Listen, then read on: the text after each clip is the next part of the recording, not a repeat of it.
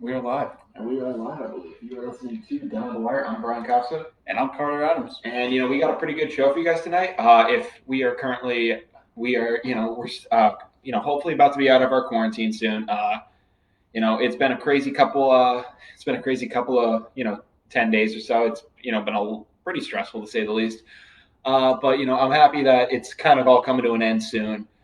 Whether we are doing this from the Koffler Center or in the Newport House, I'm just happy that we'll have the option of freaking leaving soon. So yeah, me too. It's gonna be nice to step outside, take a deep breath again. That's kind of that's where I'm kind of coming from with that. I'm just glad that we'll be able to leave and do all that. So that's the most ideal thing. We got a lot of good stuff for you guys to talk about. But we did want to get into that. This thank God is no longer hopefully be an issue for us. Waiting on one more negative test result and then we're free. Yeah, exactly. Yeah, definitely. That's all it's coming down to now. But the big headline story tonight actually is that in Boston sports news, there seems to actually kind of be a light at the end of the tunnel right now. For a long time, it's been very tough for Boston sports and just in general. The stadiums have been empty. It's just kind of been, it's really looked like there's been no hope. The stadium, it's just been pure, just nothingness there.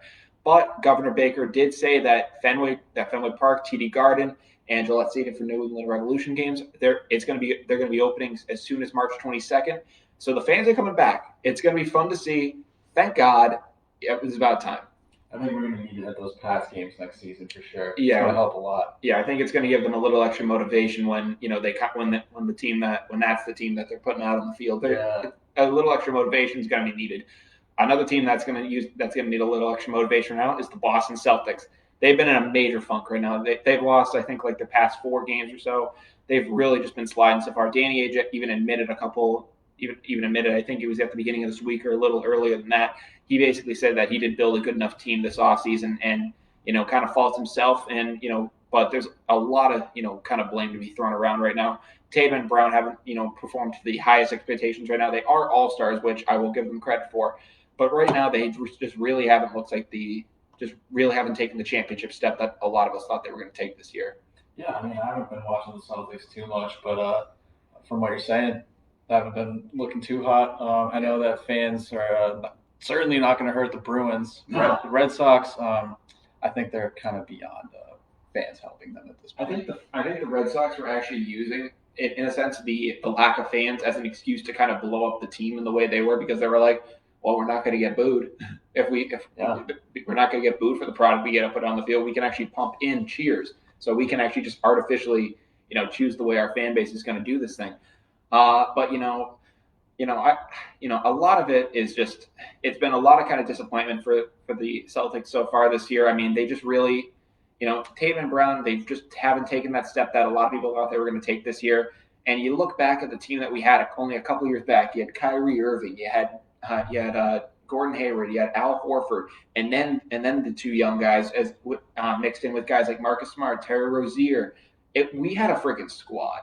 We had it loaded, and it just didn't go anywhere, unfortunately. And a lot of people kind of just banked on Tatum and Brown becoming the next Bird and McHale, and it just hasn't happened. Yeah, it really hasn't happened yet. That's for sure. But all I can think about is that Game 7 against the Cavs that really shut the Celtics down for the next 3 or 4 years. Yeah.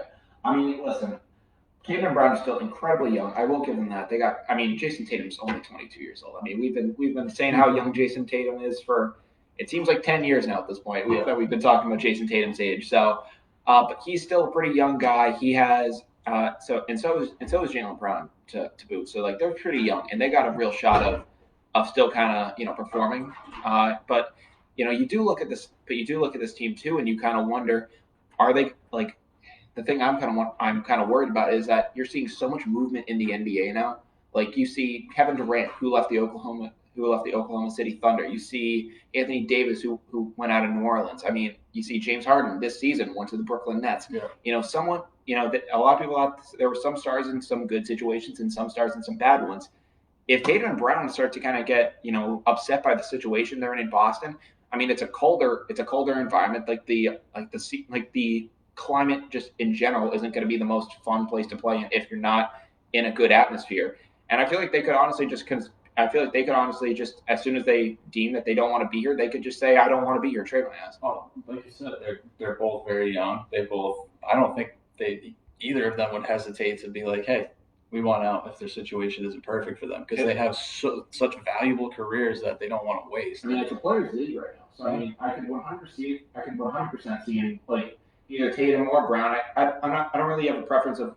I really don't know which one would be the kind of facilitator behind it. But if their kind of relationship broke down, or if they just lose faith in a guy like Brad Stevens, I could see them going out of there.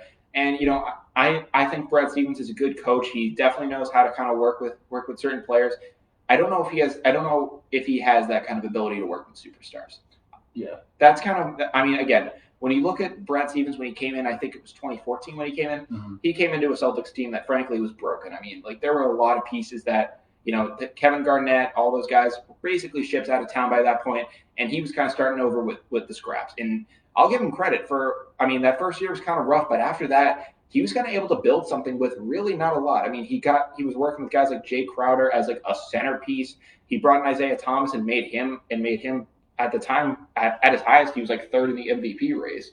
So I mean, and in my defense, I think Brad Stevens can work with guys when they don't really kind of have that kind of upside. But when you have guys that are bona fide, studs, I feel like it's tough for Brad Stevens to kind of get through to those guys and basically say, oh, like this is how you guys have to win, when they're just like, well, what if I just drop 30 points a night because I can actually do that. Exactly. And I feel like it's tough for Brad Stevens to get through those guys because they're proven like that. Yeah, I mean, I remember saying it a while ago that I thought the Celtics needed to fire Brad Stevens. Mm-hmm. From hearing what he says in the huddles, he's a very vague coach. He can rally the team together, but you can't really tell him what to do in a way. No, I mean, I hear him in the huddles, and it is kind of weird because he was actually mic'd up during the bubble or something like that, yeah. And you heard him talk, and he just didn't seem like the type of guy that would rip into players. And I know that's a coaching style that right now in the league seems to be like the kind of coaching style that's kind of fading away. That's why I think guys like Van Gundy and New Orleans aren't going to really last like that. Mm-hmm. Because they're just like, that's not the coaching style that really works anymore in the league. There aren't really coaches that'll rip into players like that. It's more of a kind of a coddling league. It's more player centric. I mean, maybe that is the formula that works, but just hearing it as a fan, it doesn't sound like that. No, you're right. And I'd like to see Jaylen Brown and Jason Tatum have a lot more freedom as players to do what they need to do.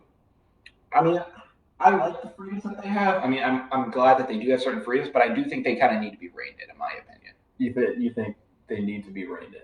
I think that, I don't know. I think they need to have some kind of authority, kind of just telling them, like, I mean, in my opinion, they've kind of just been superstars so far, and you can do that kind of thing. You can have two superstars on a team, but in my opinion, so far, it's kind of just I don't want it to be like this, and I don't think it is this. But in my opinion, it's just looked like the glorified Toronto Raptors with Kyle Lowry and DeMar DeRozan.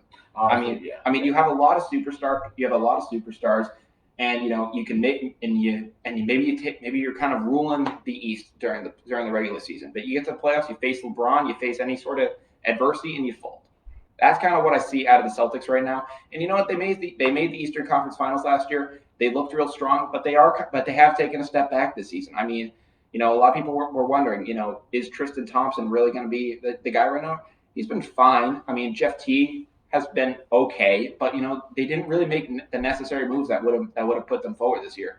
They could have gotten a guy like Miles Turner if they had done the sign and trade to Indiana, but they didn't feel that they were getting the value they respected, and it kind of fell through. Yeah, you're right. And from what you're saying about who's the GM, Danny Ainge? Yeah. From what he was saying about not building a good enough team this offseason, you said Tristan Thompson and Jeff Teague, and instantly I was like, yeah, those were your two moves. You're right. Those were the two big moves. That's literally it. Now a guy like Peyton Pritchard really kind of, that was kind of a nice little thing in the dark that's kind of worked out so far. But you really look at the other moves, and even a guy like Neesmith, who's started to they've started to play him a little more now, so he is kind of getting some minutes and is showing off some scoring capabilities. But so far it really just hasn't looked like they're trying to. It doesn't look like this squad right now is going to be one that can win right now. I mean, I don't think that you have to blow up a team like this. I mean, again, like these guys just signed extensions. I'm pretty sure Tatum signed. I think just in the fall, and then Brown also kind of signed. I think around the summertime. I'm not too sure, but they still have time left on their deal. So I'm not going to say that this is something that they have to worry about in 2 months, where Jaylen Brown is going to be saying he wants out of Boston. It's the type of thing where you're looking down the line in 3 years, and say you haven't won a championship, and it's this kind of like basketball that we're still seeing out of these guys. And I feel like you just have to kind of go, okay, are we going to try to build around these guys, or are we going to do what the Toronto Raptors did, and they took one of their two superstars, they chose DeMar DeRozan, and they basically said, all right, we're going to ship you to San Antonio, we're going to get a guy like Kawhi Leonard, who's a proven winner, who's a proven superstar, and we're going to bring him here and see if we can get anything, because up until that point, the Raptors were kind of what the Celtics are, but the Celtics have been a little more successful, so I'll give them that. And I'm just wondering, do the Celtics need to acquire a superstar down the line? If this is the type of play that we're going to see, then yeah, I feel like you will probably have to make that move, even though I don't want to see it. So if that does happen, who do you think is the superstar out the door? Is it Brown or Tatum? That's tough. I mean, right now, Jason Tatum has had kind of a steady kind of rise, and it looks like looks like he's a natural scorer. Looks like he can do a lot of things with ease. I mean, he came in as a rookie and basically just like kind of tore things up and was awesome. Jaylen Brown kind of has had a bit more of like a natural, maybe not as natural overrise, but you look at his points per game, and I think it was at least last year I was taking a look at it, and from his rookie year going into like this year or so, he was like adding 7 points per game every single season he was in the league. Like I think he started off and it was like 6 points a game, then 13, then 20, and then this year it's 27 points a game at one point. So I mean, if that's the type of production you're going to see where it keeps on going up like that, and it's going up in these rapid chunks, then I'd be fine, seeing a guy like Brown stick around and maybe pair him with a superstar. But I think right now there's been a lot of attachment to Tatum. I think a lot of people are just like seeing what he was able to do as a rookie at 19 years old, and they're probably just like give him a couple years, see if he can keep on going like that. And Jason Tatum is still a superstar, so I think that he can. I definitely think he is going to be an upper echelon guy in the league. But Jaylen Brown has surprised me at least this year, because I thought he was going to be maybe around like just a 28 game guy for the next couple of years, and that was kind of going to be the likes of him, and Tatum was just going to be the guy. But Jaylen Brown this year has really come through. Yeah, no, I gotta say I agree with you. I think if we're gonna send anyone out for a superstar, it's got to be Tatum. I mean, it's not even the play value of it. It's also just the name now. I think a lot of people kind of undervalue a guy like Jaylen Brown, and I think people are going to be like, "Oh wow, you're trading Jason Tatum. You're trading Jason Tatum for a guy." Yeah, in reality, you're right. He came into the league, made a big impact at first, and then he's kind of been inconsistent. He has his days, but he's either extremely hot or extremely cold. Mm-hmm. And Jaylen Brown, like you said, shows that progression over time with his points per game getting higher. Yeah. So I don't know. The possibilities are endless of what you can do if you're the Celtics right now. But I gotta say, if you're gonna follow that Raptors footsteps, it's got to be Tatum out the door. Yeah, I think so, because again, it's just the name recognition, and Tatum's kind of had that more of a natural kind of looking like arc, but Jaylen Brown has just been points, and it's kind of alarming when you look at it and you're like, wow, this is elevating way quicker than we thought it would. So that also does have some promise to it. But again, we have plenty of time, I think, before this really becomes an issue. So hopefully this duo can kind of be the next the big 1-2 punch in the league. I think they still got a good shot at it. But another team so far that's struggling so far, it's ironic. Boston and LA usually dominating the NBA, at least in the old days, and they are again here. The Los Angeles Lakers, the defending champions, are also on a pretty bad skid, as they've been heavily missing Anthony Davis so far. They've lost to teams like the Wizards, the Nets without KD and Harden, just to name a few. And the Utah Jazz was another group. Donovan Mitchell and Rudy Gobert kind of just dominated them. And a lot of people were kind of throwing a lot of blame at LeBron James. Now, LeBron is an older guy, and I don't think that he does deserve a ton of the blame, but I think a ton of the other guys haven't been, performing all around with him. But, you are playing, but when you're losing to a team like the Wizards and you're doing that and you're having that kind of a performance, I mean, you do need to step it up a little bit. But then again, what are your thoughts? Well, like I said, I haven't been paying too close attention to NBA in general, but Anthony Davis is injured. Mm-hmm. I really think it would be unfair to throw all the blame at LeBron. Like you said, he is an older guy, but he doesn't deserve all of that. And I mean, and again, even though he is an older guy in the league now, he can still perform like he used to. Yeah, he showed that last season. And I mean, yeah. So I think we were kind of undervaluing how great the duo of LeBron and AD were. So I think now that we're seeing AD, off the Lakers, I think it's almost kind of exposing more of the bench roles in a sense of just saying like, can Alex Caruso be like a solid piece like that? Mm-hmm. Can who else is it? Just other Kentavious Caldwell Pope. Can those guys really compete on the team like that? And I feel like it's a lot of those guys being called into question because I don't really think you have to call LeBron into question. But I think a lot of the blame is going to be thrown there because it's like when something goes wrong, you're going to throw it either at the best player or the coach. That's just how it goes. So I think even though I'm not the biggest LeBron guy, I think that it is kind of unjustified some of the blame that has been thrown at him. But but AD being out, you're right. It kind of exposes his impact that he has on that team. Mm-hmm. The duo between LeBron and AD, it's showing off LeBron's age. That's for sure because his supporting cast clearly isn't good enough, and he does need that supporting role in AD. Oh, yeah. That other superstar there to carry that team to wins and success. Mm-hmm. Yeah, no, I mean, there's like kind of a gif about it where it's like the Teenage Mutant Ninja Turtles and like what's the rat dude's name? I don't know. It's been a while since I've watched cartoons, but it's like him like leading them when they're younger, and then and basically they were saying like that's LeBron with like a bunch of young guys, and now it's saying like once they're all grown up, that's like the young guys leading LeBron. Exactly. That's what it kind of has to be for a little bit, but I mean LeBron can still get his own. Master Splinter, yes. I think, or is that the villain? No, Shredder's the villain. Shredder's the villain. Yeah. Yes, Master Splinter. So it's kind of like that kind of a situation. I think that LeBron's not completely just irrelevant yet. I think that he still is a very quality player. I think that I think the supporting cast needs to step it up. He can't just. It's not going to be the LeBron James of the Cavaliers where he was just willing that team to the playoffs with like Rodney Hood and guys like that. Mm-hmm. Yeah. So I think his supporting cast definitely needs to help him a little more, but he can still get his own. Yeah, you're right. Yeah, I agree. It would be unfair to throw all that on LeBron. Yeah. And finally, in NBA news, this was kind of sparked. This was a debate that kind of happened after the tragic passing of Kobe Bryant, and Kyrie Irving kind of relit the flame there, and he was basically saying that Kobe Bryant should replace Jerry West as the NBA logo. He was talking about Kobe's influence and just like what he meant to the game. Do you think that Kobe Bryant should replace West or no? I think so. I mean, yeah, everything needs to be updated with the times, and a lot of the people that watch the NBA now probably don't even know who Jerry West is. I mean, I think that I probably will give you a lot of credit for that, especially some of the younger fans that really just don't know a lot about basketball, which is just really tragic. The fact that they don't know that kind of stuff.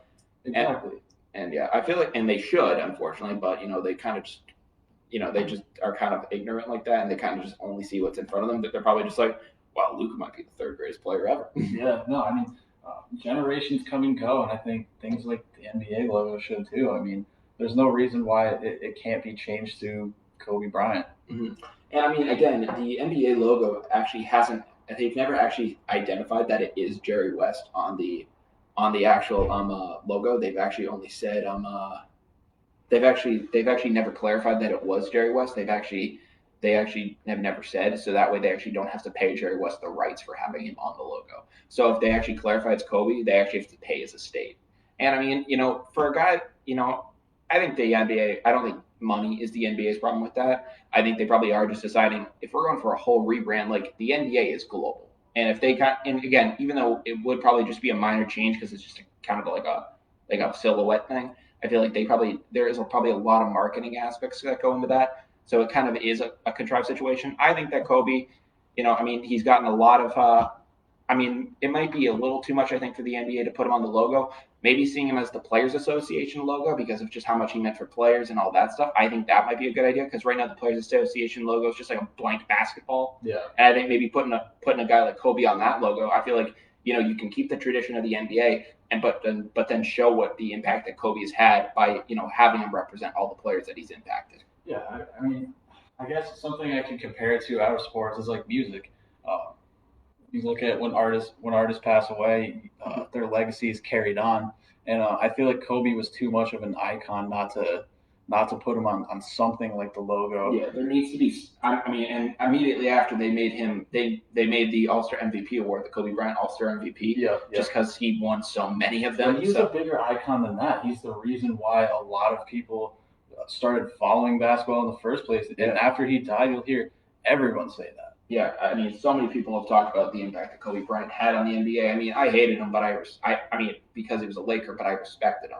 In the moment, yeah. Yeah, in the moment. Just from being Celtics fans. Oh, yeah, just from being a Celtics fan. But, I mean, afterwards, he saw what he did, like, seeing him drop 60 in his final game, that was even something that, even as a Celtics fan, I was happy seeing. It was amazing. You can appreciate it as a basketball fan. No, exactly. Bigger than your team. And, like Derek Jeter, too. Not even as a basketball fan, just as a person. You appreciate what they've done for the game and like what they mean. Exactly. His impact is huge. Yep. No, I mean if the NBA was to decide to go through with something like that, it would be a drastic decision. But I think a lot of people would be in support of it. I think a lot of people would be. He's done a lot for the league. I think the league could do a lot more for him now. Mm-hmm. You know what I mean? Yeah. And then so that kind of concludes some of the stuff that we have in NBA news. In NFL news, Russell Wilson's agent has reported that the quarterback has not demanded a trade, but if he were to play elsewhere, the four teams that were kind of thrown out there were the Cowboys, the Saints, the Raiders, and the Bears. Now, a lot of those kind of teams, very kind of odd situation, but one team that really sticks out to me there is the New Orleans Saints. I mean, Drew Brees is retiring. And then you still got a stud in Michael Thomas down there. That could be something really promising. Oh, it could. I hope that doesn't happen, though. That's all I'm going to say. Yeah. I'd like to see those last two, the Raiders and the Bears, more than anything. Really? Yeah. I mean, I think the Raiders are kind of a little bit out of it. And, does Russell Wilson really want to be going to play with Matt Nagy? No way. But, I mean, Russell Wilson could be going there to be coached by John Gruden. That could be his guy. Definitely. I mean, and in Chicago, you could get to see some matchups of Russell Wilson and Aaron Rodgers twice a year. Yeah. That'd be fun to see. That would be awesome. That would be freaking But the awesome. Cowboys, too. That's a perfect situation for him. And the disrespect to Dak Prescott if that were to happen. I mean, you got CeeDee Lamb there now. You got Zeke. You still got a ton of weapons there. They're just begging for a competent individual under center right now. But I mean, just the amount of disrespect that would be to Dak. I mean, he was basically just asking, for just a reasonable contract. And if they were just like, we're not going to give that contract to you, but we'll give it to Russell Wilson instead because we just think that he's that much better than you. That would just be the ultimate sign of disrespect, in my opinion. That would be ridiculous, man. That would be so disrespectful. But I mean, Dak showed it in like the first 4 weeks of this season that he deserved that money. He really did. No, I agree with you. Yeah. I mean, he definitely does deserve that kind of money. I mean, but that I feel like a lot of things kind of just fell in Jerry Jones's lap when he broke that leg. I mean, he was kind of holding out from giving him a contract for so long, and that leg injury kind of just really screwed him over. It did. Yeah. I mean, that really screwed a lot of things up because now everyone is just like, because it's now turned from the is Dak worth it kind of story to the can Dak redeem himself story, which which really isn't fair for Dak because of the nature of the injury. But that's life, unfortunately. It's not at all fair, but it is not. It's a business, unfortunately. It is a business, which is unfortunate. Also in NFL news, J.J. Watt's market is reportedly heating up. He's receiving an offer about $15 to $16 million a year from some team right now. Now, apparently he's talked to about a dozen teams in the league, and those teams right now and some of the teams that are included in that right now are the Browns, the Steelers, the Titans, and the Buffalo Bills. Oh, I like that last one. You like the Buffalo? You like JJ to the Bills? Yeah. Really? I've always said it. If I wasn't a Pats fan, I'd be a Bills fan. Really? Yeah. Okay. That's interesting. I mean, Bills Mafia is just insane, so I will give you credit for that. Yeah. But I saw something on ESPN, and Stephen A. Smith had said basically if J.J. Watt goes to the Browns over the Steelers in the same division, he was just like that should just be like treasonous. He was like that should not be allowed in just the NFL. No, I agree, but Steelers or Bills, those are my two picks. Really? I'd like to see him play with his brothers. That'd be a lot of fun. I want to see him play with his brothers, so I'm hoping that kind of thing happens. It's gonna be. I wonder who is offering that $15 to $16 million. JJ is 32, so I mean he's gonna have to. He's gonna be commanding a high price. Yeah. So it's a very kind of interesting thing to see right now. 15 or 16 mil though for a guy like JJ Watt. Obviously not to Kobe's extent, but he has done a lot for the NFL. he's a good public figure, and I think he deserves that money, and he deserves a shot at a ring at least before he's retired. I mean, you remember J.J. Watt when he came into the league, like I think it was like, man, it might have been like 2012 now when he came in the league, almost 10 years ago. It's weird to think that 2012 is almost 10 years ago. Yeah. But he came in the league, and from the second he stepped on the field, he was just a generational talent. Definitely. I mean, it was ridiculous seeing him. I mean, it's a freak of nature, yeah. I mean, I remember just like friends would talk about J.J. Watt like he wasn't human, and it was like, just seeing the way he did things on a football field, it was really cool to see. Like, do you kind of just remember like the way that JJ was described? I mean, kind of growing up, it was just like, it wasn't like the guy was like human. Yeah, you're right. Everyone thought J.J. Watt and thought, oh, murder. They were just like, he can't be stopped. And his brothers have kind of continued that tradition. So TJ, what's the other brother's name? I can't put my finger. I am so stupid right now. I feel really dumb. T.J. Watt and I don't know. I have to figure that out. Yeah. If anyone can remind me of that, that'd be great. Yeah. I can't remember the name right now, but they have always kind of held that tradition of just being hard-nosed guys. It's similar to the Gronkowskis in a way. I agree. Yeah. Because like they can just take those hits to the face. They're just nasty. And sort of like opposite personalities. Though. Opposite personality. I mean, JJ's a pretty funny dude. Have you ever seen his SNL skits? Oh no, I haven't. He's actually a really funny dude. I'll give him credit for that. Yeah. In his SNL skits, he's actually gone on and he's just actually made fun of himself for kind of just because a lot of people just see him as a meathead, and he's gone on before and just like made fun of that entire attitude behind it. And outside of that too, he's also been incredibly good for the city of Houston. Oh yeah, I remember when they were dealing with the hurricane and everything. Hurricane Harvey. I mean, he completely just I forget how much money he raised for them, but he just pitched in so much and basically helped rebuild that entire city. Yeah. I mean, and I think the entire city of Houston is indebted to him, and I feel like they're probably, I don't even know how mad they are at JJ for probably wanting out because, the situation with the Houston Texans right now is a dumpster fire. So, I mean, they're probably more pissed at Deshaun Watson because he's just kind of been dumping on the organization. And, they're probably just like, oh, he's a younger quarterback. Like, he doesn't know what he's talking about, like all this stuff. And frankly, I think that Deshaun Watson kind of does see the writing on the wall of the Texans being a dumpster fire. I mean, you see the trade of DeAndre Hopkins for basically scraps. You see the way that they're treating, certain guys there, and I feel like Deshaun is probably just like, I gotta get the heck out of here. And JJ, the guy you think would be a Texan through and through, is just like, man, the walls are coming down. Yeah, it's just not looking good. He wants to win, and I don't blame him whatsoever. But talking about Deshaun Watson, I don't blame that man at all because just from the outside looking in, you're right. The walls are coming down on that organization. No, it is so bad right now. He just signed this massive contract, and there's no way he's going to get out of it if he doesn't do that. Yeah, I mean, did you see the thing with Jack Easterby? There was a restaurant in Houston right now, and because of COVID, there was a sign on the table, and it said this table is due to COVID-19, this table is reserved for anybody but Jack Easterby. No. And it literally said like, we're designated this for anyone but Texans, like for Texans ownership. Oh man, like they are so pissed at them right now for the way they have treated their players, and frankly, I think it's warranted. It's been really bad. So I think that it is warranted, and you just can't do that to your players and not expect there to be some kind of and expect there to not be any backlash. No, you're right. Mm-hmm. I agree. No, I mean, it's been really bad in Houston, and I think that I don't think a lot of people are painting Deshaun Watson in a bad light. I don't think Deshaun Watson's that bad of a dude. I mean, I saw him in college. He seems like a really kind of hardworking guy. And I think it's really taken a lot of things to go wrong in Houston for him to be this, this frustrated with the organization.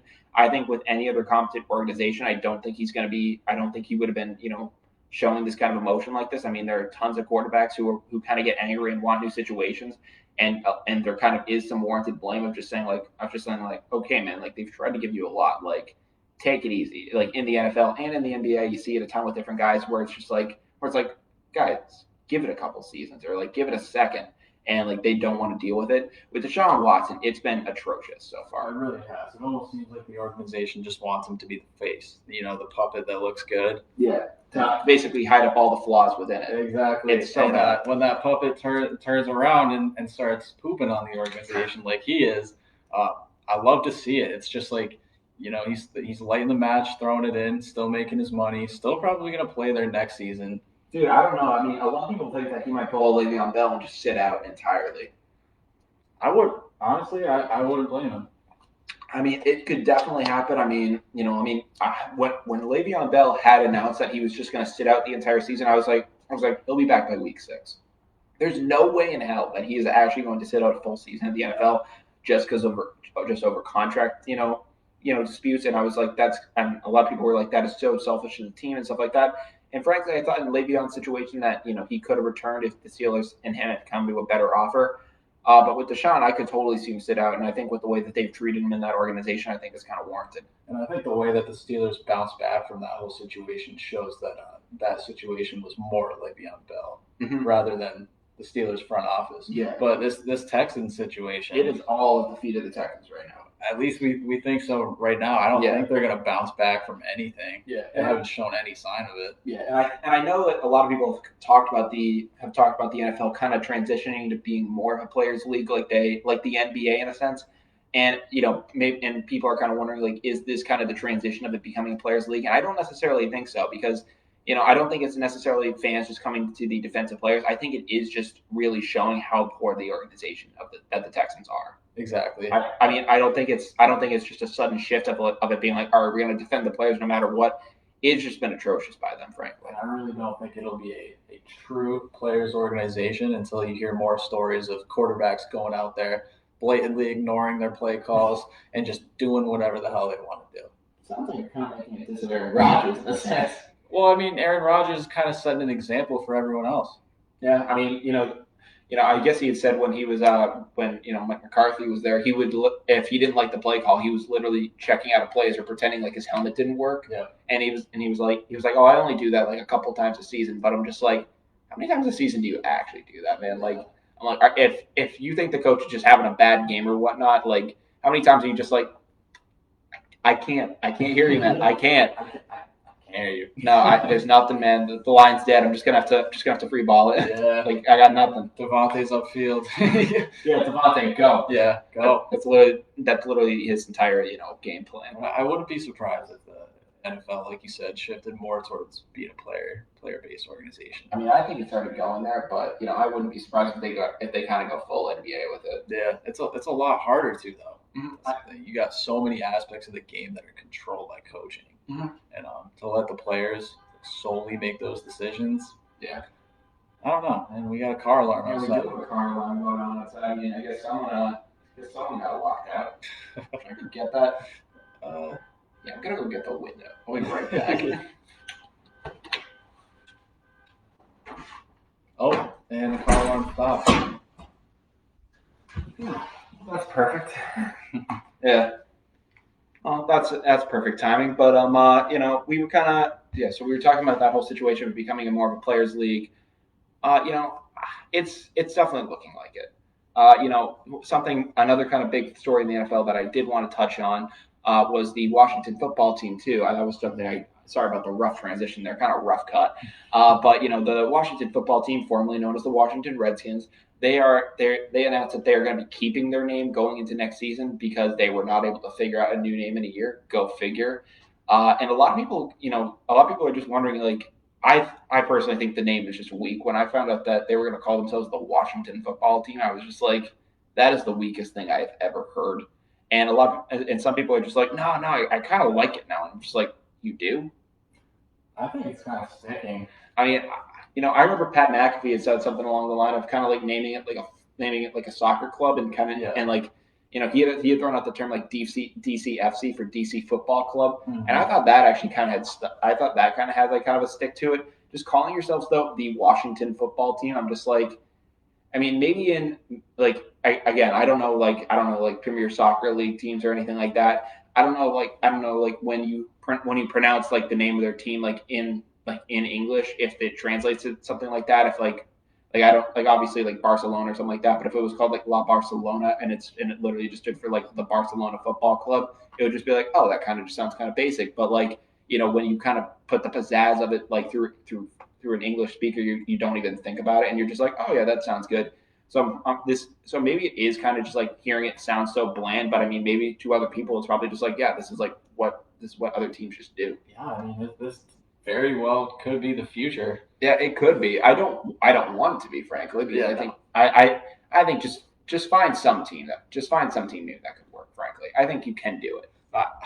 You were talking about how you hate it, but I hated it at first too. But the Washington football team kind of, once you get in the habit of saying it, I think it flows off the tongue pretty well. They need to do something about the uniforms though, because I mean, listen. Oh yeah, big upgrade. Yeah, big upgrade. You gotta have to change the colors completely now. Really? You could. You think so? I mean, that's a lot for branding, but yeah, that's a big that's a big hit. I mean, Pat McAfee had said something along the lines of doing like just like a black and white kind of design with it, or something along those lines. You're not held under the restrictions of those Redskins colors. Yeah, true. I mean, it is kind of. I mean, and every NFL city kind of does have their own color combo though. Yeah. So, I mean, DC kind of always has had that, and I think getting into the black and white kind of thing, you're kind of now competing with the Raiders and different teams like that. So I feel like they probably are weighing it, just being like, well, if we go to this color, maybe we look too much like the Packers, or if we do this color, we look too much like the Dolphins, or they probably have to be like, all right, what is going to make us stand out? I mean, you got the Capitals, you got the Nationals, and you got the what's the last one? Would you say the Capitals? The Capitals, not in DC. Capitals, Nationals. There's one more. Wizards. They're all the same color. Yeah. Why aren't the Redskins? Yeah, sure. I mean, I don't know why. Again, very kind of American-sounding names of Capitals, Nationals, and then just the Wizards. Yeah. I mean, obviously they used to be the Bulls, but people thought that after like the DC sniper shooting, like they had to like change it. Yeah. And it was like that is not going to do anything. So they actually do have a history of naming their teams controversial things. Yeah. Yeah. Well, that was before. Well, the DC sniper shooting happened after the fact. Oh yeah. But yeah. But as the times went on, we started to realize that Redskin could be offensive. Could be. But, yeah. Very kind of just a weird situation with there.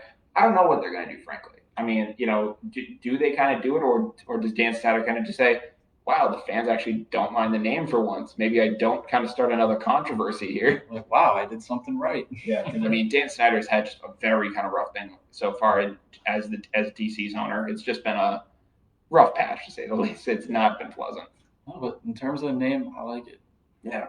Was there anything else NFL-wise that you had kind of seen that was really sticking out to you? I mean, not really. It's kind of tough because, it's the off-season. But... Mm-hmm.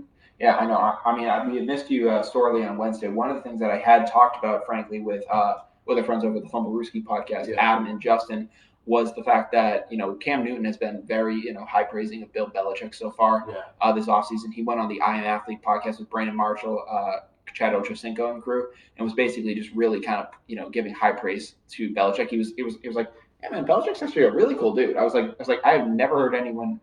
Actually, I think I heard Randy Moss say that one time when he invited him to the Halloween party. Rollerblading. Exactly. Yeah. But like again, that was over 10 years ago. So I'm just like, a lot can change in 10 years. So I'm just like the fact that there is someone in the NFL, and the fact that it's Cam Newton who finds a guy like Bill Belichick really interesting, I did find to actually be really kind of cool to see, because so far I was saying on our Wednesday show that Bill Belichick has had a really kind of had a pretty rough year in the media's eye. I mean, he did film a Subway commercial. He did allegedly have his dog draft from in the NFL draft into that kind of whole situation.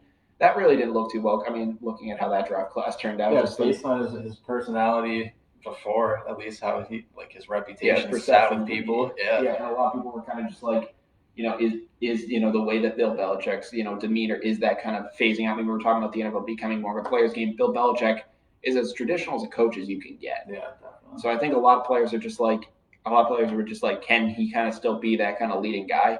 And Cam Newton kind of still thinks so. And one of the things I did bring up was the idea of whether, maybe the Patriots bringing back Cam Newton does have value in the sense that, Cam Newton is still a very likable guy. I mean, he got into that confrontation with that kid, and the entire internet came to his defense and was just like, do not talk about Cam Newton this way. Mm-hmm. So I'm wondering, if the Patriots brought back Cam Newton, other free agents would just be like, oh, Cam Newton likes Bill Belichick. Cam Newton has put in a good word with them. They've brought him back and they trust him. I'm going to go play with Cam. Like, do you think that is something that the Patriots should entertain at this point, just because of how low the kind of marketing standpoint Bill Belichick is at this point? I think so. I said it last week. I would not mind Cam Newton coming back for another year. And I think that's the perfect way to get more talent into New England. I feel like everyone has this extremely terrified perception of Belichick, like he's this master coach who's gonna dominate everything, Mhm. right? He's gonna make all the decisions for the team. He's gonna tell you what you can and can't do on and off the field. Yeah. But if Cam Newton, of all people, one of the players that has a lot of personality, he's known for having that personality and showing it, says something good about Belichick as a coach, I think it's going to draw a lot more heads to New England. Yeah. I mean, I remember seeing like it was sometime around I think it was actually Tom Brady's free agency, and it was like each team's pitch to Tom Brady, and it was like, and it was like in a cartoon kind of aspect of it, and it was like for Tampa Bay, it was like, oh, come play with Mike Evans and Chris Godwin. For LA, it was like, it's LA, you're gonna enjoy yourself, and then for who else? And then for Bill Belichick, it was literally just him showing the Super Bowl trophies. And I think the Bill Belichick pitch for the longest time has been the same kind of pitch that a guy like Nick Saban does at Alabama with his kind of players, where he goes to recruits and it's just like, man, he's just like, you're gonna have to grind, you're gonna have to work your ass off, but look what you can do when you work for me. You're gonna win national championships, and I feel like that was kind of Bill Belichick's pitch for a long time, and kind of just seeing how he's done without Tom Brady. That pitch almost looks like it's out the window, and he probably is going to have to go somewhere else with it, some sort of a new pitch. I agree, and him being a fun dude, why not give it a shot? I mean, he's already shown that he can have a little bit of fun with the commercials, like I was saying. So yeah, if that is kind of a pitch that works. Now, again, I also said this. I said if it's the same type of Cam Newton football we're going to see, where basically he kind of just looks washed and that arm isn't the same anymore, I don't want to see Cam Newton in Foxborough. Oh, not at all. But if the shoulder surgery takes 2 years to take and he can, eventually get back to that level, and maybe you kind of draft a guy and work him into the system. You maybe bring Cam back on another 1-year deal, and you draft a guy like a Trey Lance or something. I mean, you'd be really kind of investing into a quarterback in the first round, only to have Cam be starting over him. But if you bring back Cam as the option to say like, hey, we're going to bring in free agents with Cam, then I think you have some ideas there. It's definitely a good idea to maybe consider that, just because of how far the apple has fallen. Yeah, the Cam Newton era in New England certainly could not be over, and it just depends on how Belichick decides to build a team around it, and like you said, how they decide to pitch themselves as Patriots. Mm-hmm. And before we do end up going down to the wire tonight, and transitioning out of the NFL now, there was something in pop culture that I meant to talk about on Wednesday, but I did decide to save it for today. We had on Wednesday's show, I had talked about the release of Bobby Shmurda from federal prison. You missed that. What were your thoughts when you heard that news coming up? It was like a national holiday. I'm honestly surprised that people didn't celebrate more, but can't wait for that album to drop. I really can't wait. That is going to be freaking wild. Yeah. That is going to be actually really crazy. Did you see the list of events that he's missed since he was in prison since 2014? Yeah, did you see that? It was everything. He missed X's entire career, he missed Pop Smoke's entire career, which frankly, unfortunately just wasn't that long. Yeah. He missed Juice WRLD's entire career, which in my mind, that was actually the craziest one, because he's felt like he was around the longest, even though I think X technically was. Yeah. But that was kind of the craziest events. Like, he's missed a lot of crazy things. He missed the death of Vine, the birth of TikTok, so many things that he missed. And the fact that he's out of prison now, that's got to be a weird adjustment of just being like, I mean, you remember life in 2014. Yeah. I mean, could you imagine just like waking up one day and it's just this now? Like, it's just 2021. So much has happened. There's been so many changes now. Yeah, he hasn't been exposed to any of it, but yeah, I didn't like the whole Quavo picked him up immediately. Dude, you didn't like that? No, I didn't like really? That. Yeah, because you know what's happening. Whatever label Quavo is signed to, he's going to get Bobby Shmurda a deal immediately, and the man's going to sell his rights and his life away to a record label. Yeah. Dude, I mean, I feel like I don't feel like it's that kind of selfishness. I feel like Quavo probably is trying to just help him out. I mean, I'm sure. Yeah, I'm sure. But the man. But I mean, how many? But icon. But you probably are saying, but you probably are coming from the standpoint of like, how many music artists are there that have just sold their soul to the devil, and it's just kind of like, and it's like, oh, yo, now you own my rights, now you own my music, now you own me. Yeah, he's got those guys up above that are gonna master his tracks for him, and unfortunately, they're going to own him, and he's going to realize that one day. Yeah, and then you wake up and you're Ian Dior and you own basically nothing. You're living in Internet Money's house. Yeah, exactly. Yeah, so you kind of do have to watch out for that. But I was talking about the Bobby Shmurda thing because a lot of people were saying like the trade up for Bobby Shmurda, unfortunately, was the fact that the DJ duo Daft Punk is retiring and breaking up after 28 years of making music together. Now, obviously, a different kind of mood there. Daft Punk has been around for it seems like for freaking ever now at this point. Yeah. They changed the music landscape in my opinion. Oh, they did. Yeah, they were. Your thoughts? Daft Punk was a, I don't want to say a big part of me growing up, but in band we looked up to them a lot. I was in jazz band. We played I think two Daft Punk songs during my time in high school, and I was shocked.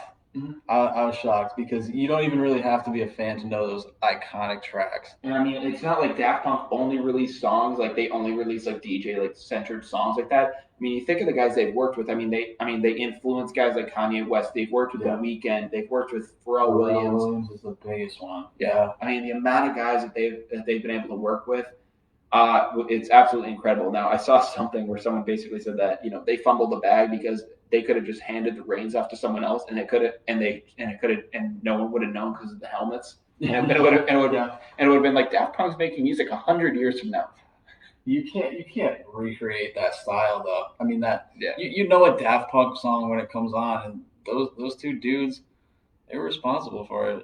It's sad, but all good things come to an end. No, I agree with you. And frankly, I do think that after 28 years, I think they really kind of did achieve everything they could have achieved in their music careers. They won a Grammy. You think of it's something that you don't really think about when you look at Daft Punk. You look at you always see the helmets. You see like one song that comes up, and you're just like, oh yeah, that's a Daft Punk song. But then you look at all this. Then you look at all the artists that they've influenced and created with. I said it again with Kanye. On Stronger, like he obviously took that from I forget which way Daft Punk words it, but he literally took their song, kind of sampled it, and a lot of their styles are influential of him, and he's kind of influenced other people too. Their reach has been so dramatic over a 30-year span. That voice box sound, it was never heard before Daft Punk. Yeah, that was something. They made it iconic. They really kind of changed the game. Yeah. But it is currently 7:50. We're thinking about maybe letting you guys get on your weekend a little early, but before that, we're officially down to the wire, which means we're going to talk about everything we discussed in this past 15 minutes or so, and we'll let you guys get started on your weekend. So we started things off talking with the major headline that Boston sports are officially coming back. Charlie Baker, thank you, man. It's about time. Phase 4 of the reopening process is coming as soon as March 22nd. It's going to be open in Massachusetts with COVID closures. We haven't been this far before. Never. Phase 3 is coming Monday, which means that restaurants and stuff are going to be back to 50%, which, man, frankly, I think we can. I just want to flip the switch and just have stuff back to normal as soon as possible. But any reopening news in my mind is great news. So I'm happy to see it. Hopefully, by the time I'm going back to games, I won't be having to worry about all the COVID restrictions, and the Garden can be packed again, and Fenway can be packed again. Yeah. It's what I want to see. I'm pretty sure like those venues right now, it's only 12% capacity, so I am pumped to see it. But really, really happy about that. I can't wait to get back to games. In NBA news, we talked about the Celtics being in a major funk so far. Danny Ainge admitted that he didn't build a good enough team this offseason, and we questioned whether the duo of Tatum and Brown can be championship centerpieces. We talked about the defending defending champion Lakers also being in a skid as they've heavily missed Anthony Davis during his injury streak. We questioned whether the disrespect to LeBron has been warranted. We also talked about Nets point guard Kyrie Irving. Now Kyrie's always had his kind of crazy ideas, but this one a lot of people have kind of gotten behind, and he's basically said he thinks Kobe Bryant should be on the NBA logo and should replace Jerry West, who was never deemed as that logo, but he thinks that he should replace him. We gave our thoughts on that. In NFL news, we talked about Russell Wilson's agent reporting that the quarterback has not demanded a trade, but if he were to go anywhere, the 4 teams listed were the Cowboys, Saints, Raiders, and Bears. A lot of us, we all gave our thoughts on that. I think that the Saints would be a really cool option for him to see, but again, the option of him going against Aaron Rodgers and the Bears would be awesome. A lot of those 4 teams, a lot of them make sense. The Raiders, in my opinion, are probably last just because of just because I think they're a couple years out from really kind of being the team that Russell Wilson would probably want them to be. I think that Gruden is. I think it needs a little more time. Russell Wilson could take them to the playoffs, but if he really wants to compete with the Raiders, then I think you need a couple more years before you do that. We talked about J.J. Watt's market reportedly heating up. He's talked with a dozen teams so far, including the Browns, Steelers, Titans, and Bills. One team so far has offered him a $15 to $16 million deal per year. We talked about the Washington football team announcing that they will cease. Not that they will cease, that they will actually still continue to use their generic name next season. Carter seems that he's taking a liking to the name. I think it's kind of just lazy, and I feel like they should change it. In pop culture news, we talked about the DJ duo Daft Punk breaking up after 28 years of making incredible music, and also Bobby Shmurda being released. Again, we kind of circled back on that whole issue. But it is currently 7:53 p.m. We're going to let you guys get started on your weekend a little early. So from Down the Wire, I'm Brian Costa. And I'm Carter Adams. And we hope you guys have a great weekend. Take care, you guys.